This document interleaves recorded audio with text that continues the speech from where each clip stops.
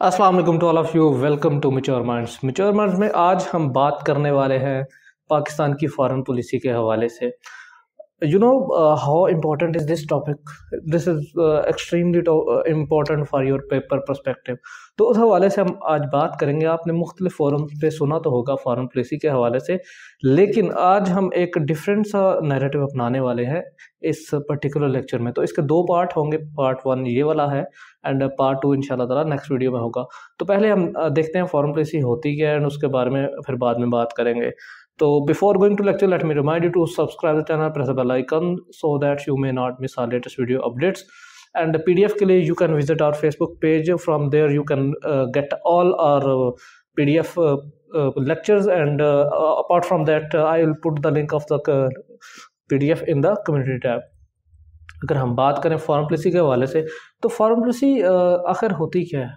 Foreign policy is actually the relation of a particular country with other country. तो ये जो relation होते हैं, इसकी जो पॉलिसी होती है किसी मुल्क की किसी दूसरे ममालिक के साथ उन्होंने कैसे रिलेशन रखने हैं, उसको कहते हैं foreign policy of a country. तो फॉरेन पॉलिसी बेसिकली डिज़ाइन कौन करता है? फॉरेन पॉलिसी डिप्लोमेट्स डिज़ाइन करते हैं। डिप्लोमेट्स कौन होते हैं? फॉरेन पॉलिसी को बेसिकली जिस प्रोसेस के तहत बनाया जाता है या जिस टूल को यूज़ करके बनाया जाता है, वो बेसिकली क्या होते हैं? नेगोशिएशंस होती हैं। यानी कि दो स्टेट्स हैं तो उनके दरमियान रिलेशन कैसे होंगे? तो वो नेगोशिएशन से, बातचीत से तय होंगे। उस बातचीत को डिप्लोमेसी कहा जाता है। उस डिप्लोमेसी का जो रिजल्ट होता है उसको फॉरेन पॉलिसी कह देते हैं। और उस डिप्लोमेसी में इन्वॉल्व जो लोग होते हैं उनको डिप्लोमेट्स कह दिया जाता है।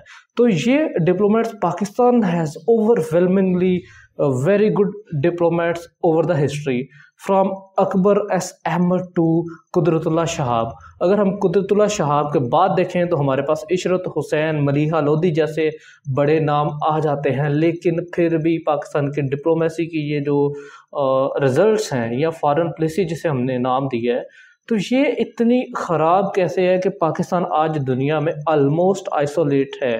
अब इसके कई रीजंस हैं, लेकिन उसमें से फ्यू ये हैं कि हमारा जो डिप्लोमेटिक सेटअप है वो उस तरह से एक्टिव नहीं है जिस तरह से होना चाहिए। Like in comparison to other countries like India, USA, UK, वहाँ पे diplomats are completely independent for their decisions. लेकिन पाकिस्तान में इसके उलट है। पाकिस्तान में फॉरेन पॉलिसी या डिप्लोमेसी जो है उसमें दो पर्टिकुलर एंटिटीज़ इन्वॉल्व होती हैं। एक तो उसमें पॉलिटिशियंस एंड दूसरे डिप्लोमेट्स। अब जहाँ पे भी पॉलिटिशियन आ जाएगा तो वहाँ पे सेल्फ इंटरेस्ट, वहाँ पे आपका लोकल इंटरेस्ट जो होगा वो हावी पड़ जाएगा आपके नेशनल इंटरेस्ट पे, क्योंकि उसको ब्लेंड करेगा। पॉलिटिशियन जो होता है वो हमेशा ही अपने सेल्फ इंटरेस्ट को ब्लेंड करता है विद द नेशनल इंटरेस्ट। अब जब ये ब्लेंडिंग होगी तो जो एस्टेब्लिशमेंट के जो इंटरेस्ट होंगे उनको नेशनल इंटरेस्ट के ऊपर क्या किया जाएगा? प्रेफरेंस दी जाएगी। और इस तरह पाकिस्तान जो है वो अपनी इंडिपेंडेंट फॉरेन पॉलिसी से महरूम हो जाता है। पाकिस्तान का तो इससे भी ज़्यादा मामला ख़राब है, क्योंकि पाकिस्तान इकोनॉमिकली वीक है। अब जो कौमें इकोनॉमिकली वीक होती हैं वो बेसिकली डिपेंडेंट होती हैं डेट पे, बोरिंग पे। अब जो कौमें उधार लेती हैं वो दूसरी कौमों से उधार लेती हैं, तो उसको हम कह लेते हैं एक्सटर्नल डेट। तो पाकिस्तान इन अदर वर्ड्स क्या होगा? एक्सटर्नल डिपेंडेंस पे। अब इस एक्सटर्नल डिपेंडेंस से पाकिस्तान अपनी सॉवरेनिटी लूज़ कर देगा। लाइक अगर कोई कौम आपको कोई उधार देती है, कोई पैसा देती है, they will put their conditions to fulfil. तो अब जब वो अपनी कंडीशन रखेंगी तो पाकिस्तान अपनी सॉवरेनिटी लूज़ कर देगा। अब उससे होगा क्या कि पाकिस्तान एक्सटर्नली डिपेंड हो जाएगा एंड अपने फैसले इंडिपेंडेंटली नहीं ले सकेगा। अब इस पर्टिकुलर चीज़ जो आपको सिनेरियो बताया है, इससे होता क्या? इससे होता ये है कि पाकिस्तान की जो फॉरेन पॉलिसी के ऑप्शंस हैं वो ख़त्म हो जाते हैं। They become narrow in their nature. अब जब हमारे पास ऑप्शंस ही कम होंगे तो ऑब्वियसली हमारी फॉरेन पॉलिसी उस तरह से एक्टिव नहीं होगी। और पार्शली आउट ऑफ डेस्परेशन भी चली जाएगी। यानी कि हमने कोई एक्सपेरिमेंट करना है, किसी नए मुल्क के साथ हमने बातचीत करनी है, तो वो हम उस तरह नहीं कर पाएंगे जिस तरह हमें करनी चाहिए। दूसरा जो पाकिस्तान में मसला चल रहा है हमारे पॉलिटिशियंस प्लस डिप्लोमेट्स की तरफ से, वो ये है जी कि एक नॉस्टैल्जिया किस्म की सिचुएशन पाकिस्तान में चल रही है। Like we are still living in the past. हमारा ट्रेडिशनल अलायंस पे जो हमारा एतबार है वो बहुत ज़्यादा है। हम लोग हमेशा से ही ट्रेडिशनली चलते रहे हैं कि हमारा अमेरिका दोस्त है, हमारा चाइना दोस्त है, लेकिन वी हैव टू अंडरस्टैंड कि जो मॉडर्न वर्ल्ड है उसमें नेशनल इंटरेस्ट या सेल्फ इंटरेस्ट डोमिनेट कर चुका है ओवर द इंटरनेशनल रिलेशंस।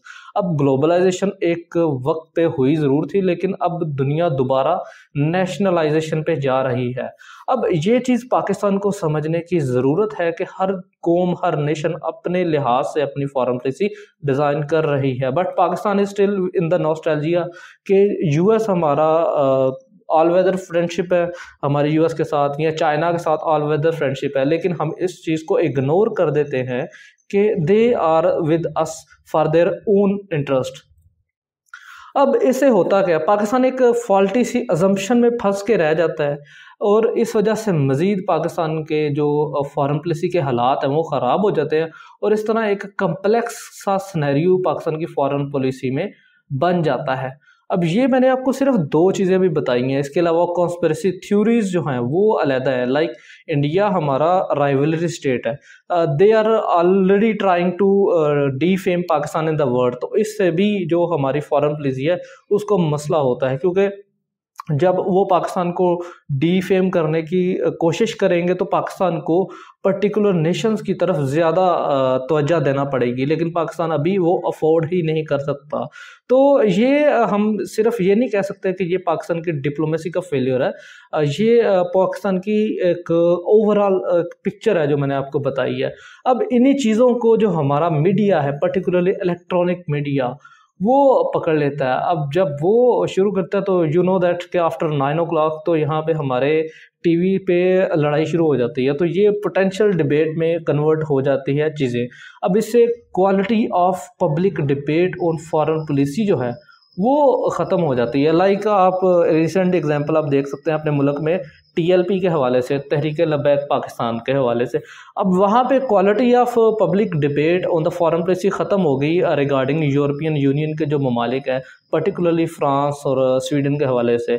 अब जब वो ख़त्म होगी तो वन टाइम हमारा 2010 की अगर बात करें तो फ्रांस हमारा सबसे बड़ा इकोनॉमिक पार्टनर था। इनफैक्ट यूरोपियन यूनियन में सबसे ज़्यादा एक्सपोर्ट्स हमारी फ्रांस को होती थी, और उनसे हम असला भी ख़रीदते थे। हमारी एयरफोर्स में जो मिराज तैयारे के नाम से 60 के करीब हमारे जहाज़ हैं वो फ्रांस से आए हुए हैं, तो हमें उनके लिए टेक्निकल सपोर्ट की ज़रूरत होती है। तो we are continuously in contact with the France. लेकिन मसला क्या हो गया कि जब पब्लिक ही खिलाफ हो जाएगी एक पर्टिकुलर मुल्क के, तो फॉरेन पॉलिसी को तो अल्टीमेटली हर्ट होना पड़ता है। तो यही मसला हुआ यहाँ पे। अब ये इसको इलेक्ट्रॉनिक मीडिया से लेकर पब्लिक डिबेट जो थी वो ख़राब हुई, एंड देन उसका इम्पैक्ट अल्टीमेटली कहाँ पे देखा गया, foreign policy with the France. तो सिर्फ डिप्लोमेट्स को ब्लेम करना this is not really okay. इस पे सारा कुछ आ जाता है, इस पे नेचुरल फैक्टर्स आ जाएंगे, आर्टिफिशियल फैक्टर्स आ जाएंगे, इस पे हमारा वो राइवल स्टेट्स का कंसर्न आ जाएगा। तो ये सारी चीज़ें हम देख लेंगे, हमारा जो नॉन स्टेट एक्टर्स हैं उनका भी कंसर्न आ जाएगा।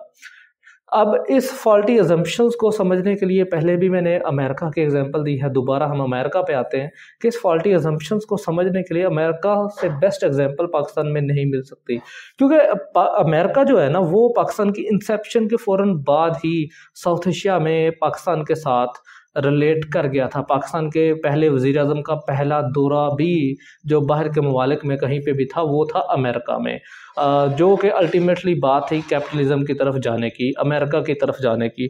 तो पाकिस्तान हमेशा से ही इंजॉय करता रहा है वाशिंगटन के जो पाकिस्तान के साथ ताल्लुकात हैं वो इंडिया से बेहतर। लेकिन मसला कहाँ पे आ गया, मसला ये हुआ कि जो स्ट्रेटजिक और पॉलिटिकल हमारी लीडरशिप है वो अब यूएस के रवैये से खुश नहीं है जो पाकिस्तान के साथ है उसका। अब वो क्या कहते हैं जी कि इंडिया एक प्रेफरेंशियल ट्रीटमेंट इंजॉय कर रहा है। अब प्रेफरेंशियल ट्रीटमेंट किस तरह, लाइक इंडिया ने अभी आपको याद होगा तकरीबन 4 के करीब सिक्योरिटी माहदे किए हैं अमेरिका के साथ। इसके अलावा वो सिविल न्यूक्लियर डील में भी अमेरिका के साथ है। इसके अलावा उनकी ट्रेड बड़ी अच्छी है अमेरिका के साथ। They are the biggest importer of the IT from India. तो ये वो सारी चीज़ें हैं जिस वजह से पाकिस्तानी समझते हैं US has gone over to India, और इसको समझते हैं बिट्रेयल और policy failure of US in the South Asia with respect to Pakistan. लेकिन ऐसा बात ऐसी है नहीं। US has not gone over, यानी कि US अभी गया नहीं है पाकिस्तान से। बेसिकली मसला ये है कि पाकिस्तान ने अपनी इम्पोर्टेंस ही लूज़ कर दी है। अब US के जो इंटरेस्ट हैं साउथ एशिया में वो चेंज हो चुके हैं। वो अपने इंटरेस्ट पाकिस्तान और इंडिया के साथ एट द सेम टाइम चलाना चाहता है, लेकिन पाकिस्तान में मसला ये है कि पाकिस्तानी समझना नहीं चाहते और इक्वेट नहीं करना चाहते अपनी रिलेशंस को विद इंडिया। अब रियलिटी क्या है, साउथ एशिया में बेसिकली चेंजेस क्या आई हैं। पहली तो कोल्ड वॉर एंड हो गई है जिसमें पाकिस्तान का सबसे बड़ा रोल था। उसके बाद ग्लोबलाइजेशन का राइज हुआ। उसके बाद हमारे पास इस्लामिक रिवाइवलिज्म का राइज हुआ जो कि अफ़गानिस्तान में जो भी हुआ आप सबको पता है। उसके बाद पोस्ट 9/11 में US की इंगेजमेंट जो वॉर ऑन टेरर की सूरत में थी इसी खत्ते में, वो भी आपने सबने देखी, वो पाकिस्तान के लिए फेवर में थी। लेकिन उसके बाद क्या हुआ जी कि चाइना जो है वो इमर्ज हुआ वर्ल्ड स्टेज पे। अब ये जो चाइना का फिनोमिनल राइज था इसने कंपेल किया अमेरिका को कि वो इंडिया की तरफ अपने स्ट्रेटजिक झुकाव को इंडिया की तरफ करे। इंडिया ने भी इस चीज़ को कैश किया और उन्होंने अपने इकोनॉमिक और टेक्नोलॉजिकल प्रोग्रेस से अमेरिका को इम्प्रेस किया, और इस तरह अमेरिका और इंडिया करीब आते गए। इससे पहले इफ़ यू रिमेंबर इंडिया और USSR के जो रिलेशन है वो बहुत अच्छे थे। अगर इसके बाद हम बात करें US के जो एक्स्ट्राऑर्डिनरी रिलेशन है इंडिया के साथ, वो है क्यों, उसकी बेसिकली वजह जो सबसे बड़ी वजह है कि एक प्रोवर्ब है कि दोस्त का जो दुश्मन का दुश्मन होता है वो दोस्त होता है। तो this proverb exactly fits in the relation with US, India and China.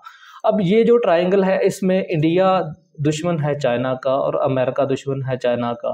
तो इस तरह US क्या करना चाहता है, इंडिया को यूटिलाइज करना चाहता है अगेंस्ट चाइना। इनफैक्ट US तो पाकिस्तान को भी इस्तेमाल करना चाहता है, लेकिन पाकिस्तान इसको अफोर्ड नहीं कर सकता। ये एक मेन रीज़न है पाकिस्तान की और अमेरिका की जो कोऑपरेशन है वो कम हो गई है।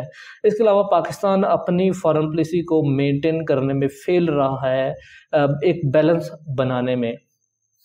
अमेरिकन इंटरेस्ट जो इंडिया में है वो ज़्यादा ब्रॉडर, ज़्यादा स्ट्रेटजिक हैं। Like they are industrially attach with each other, they are security wise वो अटैच है एक दूसरे के।